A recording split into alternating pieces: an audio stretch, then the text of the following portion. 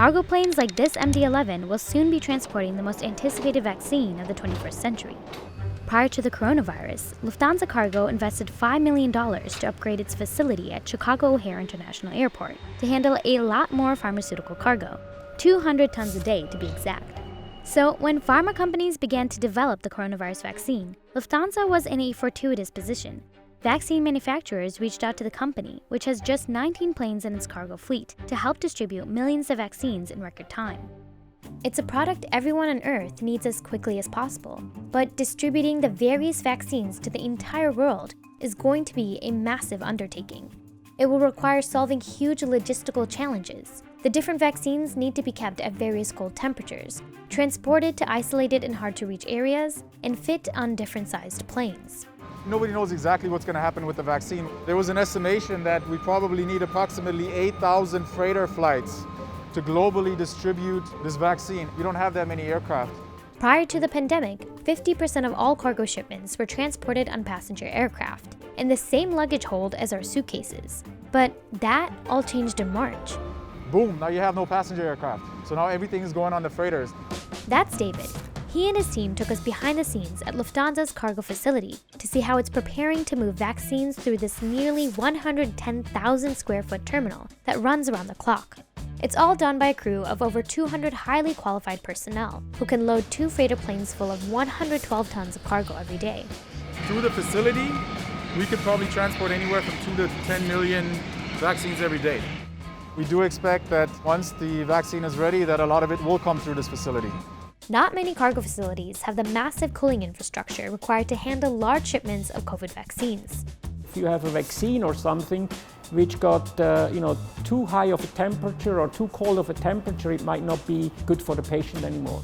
Benno works for DB Schenker, a logistics company that specializes in transporting pharmaceuticals with strict temperature controls, and is partnering with Lufthansa to ship the vaccines. In the pharma industry, as you can see all over the place, it says 2 to 8 degrees. That's the typical way you ship pharma. So the biggest challenge is to keep that product at this defined temperature from the moment we pick it up to the moment we deliver it. But Lufthansa Cargo is equipped to take on the challenge. Before COVID happened, we made a huge investment here, and it's old school stuff. Giant freezers and fridges that are connected and monitored. We have all these airlines asking us, can we use your warehouse? Because we happen to have the infrastructure ready for COVID. Lufthansa's $5 million investment resulted in 2 new rooms. The first one, called PPH, is for items to be stored at 15 to 25 degrees Celsius. We are here in a PPH room, pharma room, which stands for perishable passive high temperature 15 to 25. This is the place where we store such shipments coming in from all over the world until delivered. The PPH room can store all sorts of things like flowers, stem cells, and live fish. Its 15 to 25 temperature range is designed so nothing gets too hot or too cold. But that's not the only specialized room Lufthansa has. Welcome to our freezer room, which is setting minus 18 Celsius degrees. It's suitable for the frozen goods. Usually we have smaller packages like this one. Small to medium boxes like those can be packed with your regular old ice packs or dry ice to keep the products inside fresh or cool. But with dry ice, there are restrictions on how much of it you can load onto a plane. You're very limited on a passenger plane because the dry ice will take the oxygen out of the air. So if we have too much dry ice here and we are standing all around here, after a certain time we will not be able to breathe. For pharmaceuticals that require even cooler temperatures, pharma and cargo companies use nitroglycerin, which could be especially vital for Pfizer's vaccine since it will need to be stored at minus 70 degrees Celsius or minus 94 degrees Fahrenheit. Nobody can setting minus 94. So those are canisters filled up with nitroglycerin, and the raw vaccine is put inside. The vaccines you've heard about all have different temperature needs. While Pfizer's needs to be stored at those subarctic temperatures, Moderna's vaccine needs to be frozen at negative 20 degrees Celsius if it spends more than 30 days in refrigerated storage. AstraZeneca's can be stored at the same temperature as a home fridge for up to 6 months. The big challenge will be the minus 70, minus 80 Celsius. Airlines and freight forwarders have to invest in mobile coolers because you will not build a cooler like this for minus 70 degrees, because if you think about, you need PPE material to go into it. I couldn't go like this into a minus 70 degrees. The good thing is Pfizer has already created its own container that uses dry ice to keep its vaccine cool for at least 10 days. Other vaccines that don't require such low temperatures, like Moderna's, can use already existing solutions, like these envirotainers. The battery charge on here is 100%. The set temperature on this is minus 20. These envirotainers, specially designed for transporting pharmaceuticals, can keep everything inside at temperatures as low as minus 20 degrees Celsius. They even have their own power supply, enabling them to operate without being plugged in for 10 to 15 hours, which allows them to withstand long flights. There's cords here that plug right into the outlets that are in the containers there. When we have these containers here, they still need to be maintained as far as their temperature is concerned, because they run on a charge. They won't stay long in the facility, but they have a home to sit into until it's time for them to go. But in the event of flight cancellations, delays, or shipments to remote locations, battery-operated containers can pose a risk. You cannot have nothing except airplane engine running inside. They don't want your phone on. So can you imagine how it would be if you have 10, 15 containers plugged in? That's impossible. The Lufthansa facility does have one more way of keeping things cold. This is where all the UODs, or the pallets that come off the aircraft, they get stored in here. This is my favorite part of the warehouse. I call it Bumblebee. As you can see, it is a little bit like a vending machine. It's basically a giant storage system. Using this 30-year-old giant vending machine-like device, Lufthansa is able to store pallets in 3 levels of stacked rooms with garage door-like openings.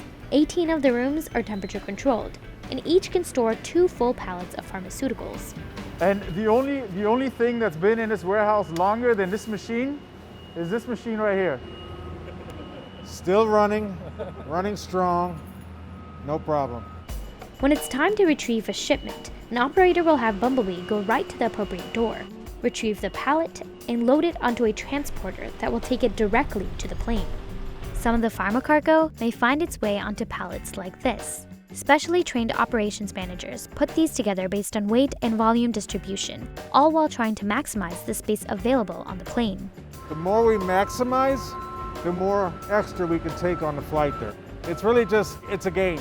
So good builders are Tetris players. They have very good spatial vision.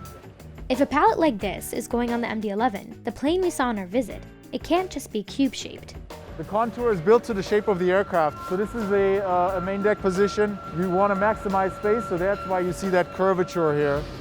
Cargo that's loaded in there cannot go outside those boundaries, because otherwise it'll damage the aircraft. And there's a distance of 2 inches that it's got to be away from that wall in order to keep it in a safety controlled distance. Yep, every pallet has to be built around where it will be on the plane and what shape the interior takes at that position. While the front offers more height, the tail does not. All right, let's take you up to the MD-11. We're going up to the cockpit right now. Please watch your steps, walk carefully as the space is tight between the pallets. So as you can see up here on the aircraft, it's pretty much a skeleton. You know, it's very thin walls that you have right here. It's just like a cardboard, and that's all that's protecting the aircraft. So you don't want weight, because as soon as you put more weight on an aircraft, you lose cargo. Pharma is going to be transported on our UODs. These locks are what holds the pallet from moving back and forward, and also upward positions. The only difference between cargo and pharma is you have your temperature restrictions. You just notify the crew and tell them to put the whole main deck at that temperature, or the lowered holds, which will be the forward hold in front of the aircraft downstairs. You can set that temperature as well. Ops agents like Ricky have to get everything right within the confines of the plane, weight limitations, and weather conditions. These white plastic, as you can see, it's different from this other one. This is just clear plastic. This is regular cargo, and these are our temperature-controlled UODs. And we put this white plastic here as a protective covering, so it can reflect the sun or anything that'll keep it to the temperature that it's needed while it's outside. When it's heavy rain, snow, sleet, all that stuff accumulates on the cargo. When you move that into the aircraft, that drips into the avionics compartment. It can happen on an aircraft that the avionics compartment just goes blank. The entire aircraft is dark. That is a huge risk. So when that happens, our ops team, they have to basically make sure there's no water anywhere. That aircraft sits there until the next day, until everything's dry, until everything's inspected, and it can fly. And all this has to happen within a very limited time frame. We have a ground time of 2.5 hours to offload the aircraft and load it. That's as much time that they give us. That's for a full turnaround. If cargo is not loaded perfectly, then shipments could be delayed, someone could get hurt, or pharmaceuticals on the aircraft could be deemed unusable. If the aircraft is delayed until 7 in the morning, you gotta stay until 7 in the morning. We as operations, we're the final check that we have to prevent anything from happening.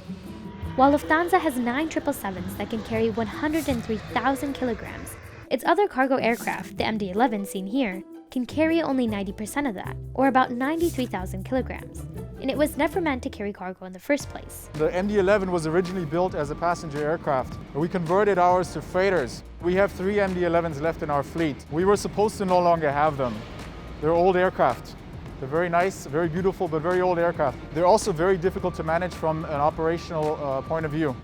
They should have been phased out already by the end of the year, but they're keeping them a little longer because of the demand that we have. The main difference from this, the 777 and this aircraft has 3 engines and it's got 1 in the back, and that's one of our critical points. This aircraft is so tail heavy that we have to have extra precaution on not tipping it, because if you have too much weight in the back, this aircraft will go up and those wheels will come down. The MD-11 is like playing Tetris. If the 4 of us standing here on an empty aircraft walk to the back of the aircraft, that airplane tilts and you can no longer fly that aircraft. That's an AOG, aircraft on ground. While the crew has to worry about the MD-11 popping a wheelie, the process is much easier with Lufthansa's 777s. The 777 only has 2 engines and they're located in the middle, so it's very hard for it to tip. So safety related, the 777 is a lot better, fuel efficient than the MD-11. A 777 aircraft, which is the largest aircraft we have that is a freighter aircraft, commercial freighter aircraft, holds approximately 100 tons. So in this facility, we could run 2 full freighter aircraft every day, coming in with pharmaceuticals and delivering them. And while the Lufthansa facility is ready to handle 224 tons on 2 777s a day, that still might not be enough planes. There was an estimation that we probably need approximately 8,000 freighter flights. That's 8,000 freighters carrying only the vaccine. But remember, these flights also normally get loaded with shipments like furniture, pets, cars, and all sorts of other cargo. And this is all happening as we enter a holiday season in a year that has already put massive strain on the air cargo industry. It is going to be a huge congestion. My understanding is there is going to be a huge competition for space. So if Amazon pays more than the United States government for the space on the aircraft, then they're selling it to Amazon. But passengers are flying less because of COVID-19. So why not just load up all of those passenger planes with vaccines? You can't really convert an aircraft like that. I can't go, boom, now it's a freighter aircraft. The biggest problem with that is the door. So you look around here, you can't fit that through a passenger door. The increase in cargo shipments has presented its own challenges for Lufthansa. Suddenly, everybody needs qualified people who can work on freighters. Everybody here at the airport is trying to poach our people. Our biggest challenge in the middle of this pandemic is suddenly all the other competitors want our people, and we have limited resources to train new staff. So your Steves that has been here for 42 years, and your Husmiras, and all these people that are qualified and know what they're doing, they're all being approached by everybody else because everybody needs them for COVID and for freight. At the same time, Lufthansa Cargo had to implement social distancing, mandatory masks, and temperature checks in its facility. We're an essential business, obviously. I always say, try moving freight on a Zoom call. That doesn't really work, right? So we have to make sure that our people stay healthy. Distance, travel times, and the urgency of the vaccine will add even more complexity to this already complicated process. You need a lot of space, but only for a few days, and then you don't need it anymore. Especially when you go to Africa, when you go to remote areas, it might take more than 10 hours to be there. And while that's a large-scale problem to solve, there are some micro issues that need to be addressed closer to home. We're getting electrical forklifts to handle the pharmaceuticals. If you're in the room with the pharmaceuticals, you don't want to be using a propane forklift for too long because it can be a contaminant. These are all the adjustments that we have to make in order to make everything work. And a lot of things we're learning as we're going. We will definitely do everything possible to accommodate, because this is huge. If you do pharma or vaccine, you know that there is a patient behind. So that automatically gives you a sense of, even more responsibility to make sure that, not to say that the other freight is not important, but this is something which we obviously have to be monitoring any minute, because if it goes bad, it can cost the life of a human being. It gives you a big sense of responsibility and then on the wall.